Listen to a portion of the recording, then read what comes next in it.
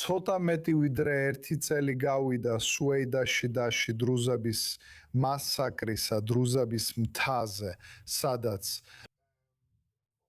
თითქმის 2000 დრუზი მოკლეს ბედუინთა ტომებმა და ასევე ზოგიერთმა სამთავრობო ძალამ, რომლებიც მთავრობის ძალებით იყვნენ მხარდაჭერილნი და ახალი მთავრობის მიერ დამასკოში წახალისებულნი იყვნენ. ესე რომ ამ მოვლენებიდან მხოლოდ 1 წელია გასული. რას გულისხმობთ, შეგიძლიათ მოგვიყვეთ დღევანდელ სიტუაციაზე სირიაში დრუზების შესახებ და მათ ურთიერთობაზე დამასკოსთან 1 წლის შემდეგ?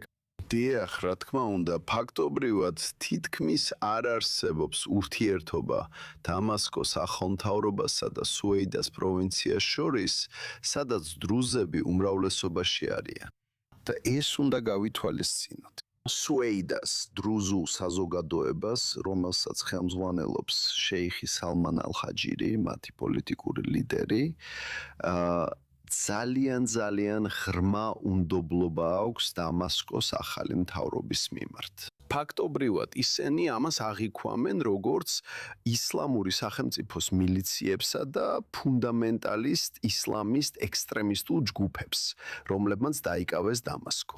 და შესაბამისად ისინი არ არიან მზად, რომ რაიმე მოლაპარაკება გამართონ დამასკოს. მეორე მხრივ, თქვენ კარგად გესმით ეს. დამასკოს ახალი მთავრობა სუეიდას დრუზთა საზოგადოებას და მის ლიდერობას აღიქვამს როგორც ჯგუფს, რომელიც აშკარად ისრაელის სახელმწიფოსთან არის დაკავშირებული.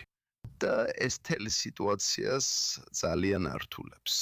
ინდონემდე რომ თუ ქონდათ შესაძლებლობა წაგეკითხათ ბოლო ანგარიში, ბოლო გაერთიანებული ერების ორგანიზაციის ანგარიში, რომელიც დაწერილია სუეიდას პროვინციაში ელჩის მიერ და მან ეს ნათლად დაწერა, თითქმის არ არის პროგრესი სუეიდას პროვინციასა და დამასკოში ახალ მთავრობას შორის ურთიერთობაში. და არსებობს აშკარა უნდობლობა ორივე მხარეს შორის ინდონემდე, რომ მას არ შეუძლია წარმოიდგინოს რაიმე პროგრესი უახლოეს მომავალში ამ ორ მხარეს შორის. ეხლა ისრაელი ჩაერთო არა მხოლოდ რიტორიკულად, არამედ სამხედრო თვალსაზრისითაც, რათა დაეცვა დრუზების საზოგადოება სამხრეთ სირიაში. რამდენად რომ დამასკოში. ისინი ამბობენ, რომ ისრაელის ჩარევა მის შიდა საქმეებში ხელს უშლის შეთანხმების მიღწევას, დეკონფლიქტაციის შეთანხმებას ისრაელსა და სირიას შორის. მაგრამ პრემიერ-მინისტრი ნეთანიაჰუ მუდმივად ამბობს, მათ შორის დღესაც, რომ ისრაელი არასოდეს მიატოვებს თავის დრუზ ძმებს სირიაში. მართალია, ფიქრობთ, რომ ნეთანიაჰუ ამას ასევე იყენებდა მოახლოებული არჩევნების წინ, რათა დრუზების ხმები თავის სასარგებლოდ მიეზიდა? კი, ძალიან დიდი კითხვები მაქვს. იცით, ამჟამინდელი მთავრობის დამოკიდებულებასთან დაკავშირებით სუეიდას პროვინციისა და სირიის დრუზების თემის მიმართ. რადგან თუ დაუბრუნდებით 1 წუთით 2025 წლის ივლისს, ამას მივხვდებით. ისრაელის ჩარევა, ანუ ისრაელის თავდაცვის ძალების ჩარევა მოხდა მხოლოდ 48 საათის შემდეგ, რაც ახალი სამთავრობო ძალები თავს დაესხნენ სუეიდას პროვინციას, რამაც მაშინ 1700 დრუზი მოქალაქის სიკვდილი დამოიცვია. და მეორე საკითხია, რომ ჩვენ ყველანი ვსვამთ კითხვას. მას შემდეგ უკვე მეტი ვიდრე 1 წელი გავიდა. მას რა გააკეთა ისრაელის სახელმწიფომ სირიაში დრუზთა საზოგადოების მხარდასაჭერად? მას პრემიერ-მინისტრისა და ამჟამინდელი მთავრობის ყველა ამ დაპირების შემდეგ ჩვენ არ გვინახავს სირიაში დრუზთა მდგომარეობის რეალური გაუმჯობესება. და ეს ძალიან სამწუხაროა, რადგან მრავალი თვალსაზრისით. ამან უბიძგა მათ, ვინც არ ეთანხმებოდა ისრაელის ჩარევას, დაბრუნებულიყვნენ დამასკოში ახალი ექსტრემისტული მთავრობის ხელში. მეორე მხრივ, შემცირდა ნდობა სუეიდას პროვინციის ხელმძღვანელობასა და ისრაელს შორის. ამიტომ ჩემი მოლოდინია, რომ ისრაელის ჩარევა სირიის დრუზების საქმეებში ბევრად უფრო მეტი უნდა იყოს ვიდრე ის, რაც ისრაელის მთავრობამ აქამდე გააკეთა. და კიდევ ერთი საკითხია, რაზეც უნდა ვიყოთ გულწრფელები, ეს არის ფაქტი, რომელიც უნდა გავიგოთ.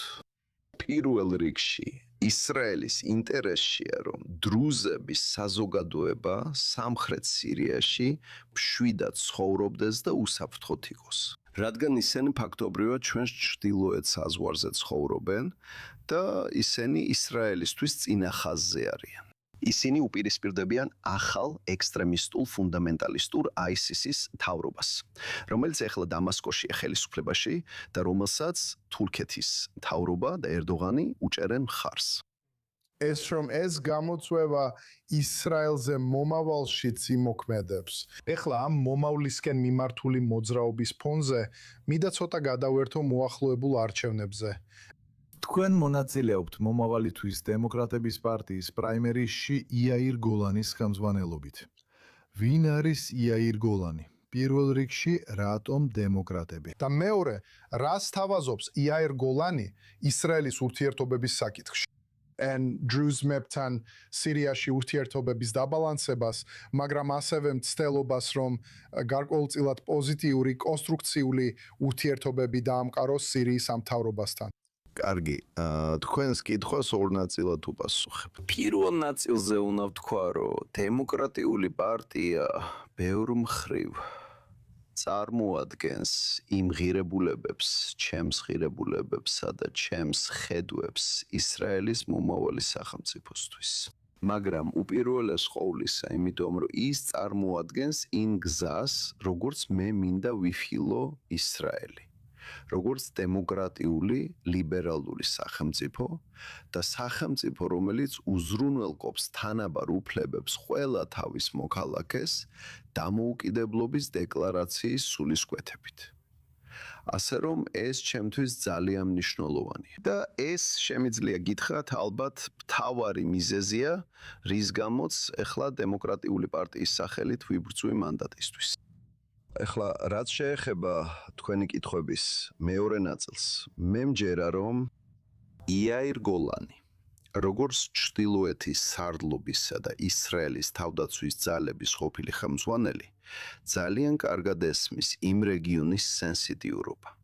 ძალიან კარგად ესმის, რამდენად მნიშვნელოვანია, რომ სირიის სამხრეთ ნაწილში დრუზების საზოგადოება უსაფრთხოდ და მშვიდად ცხოვრობდეს.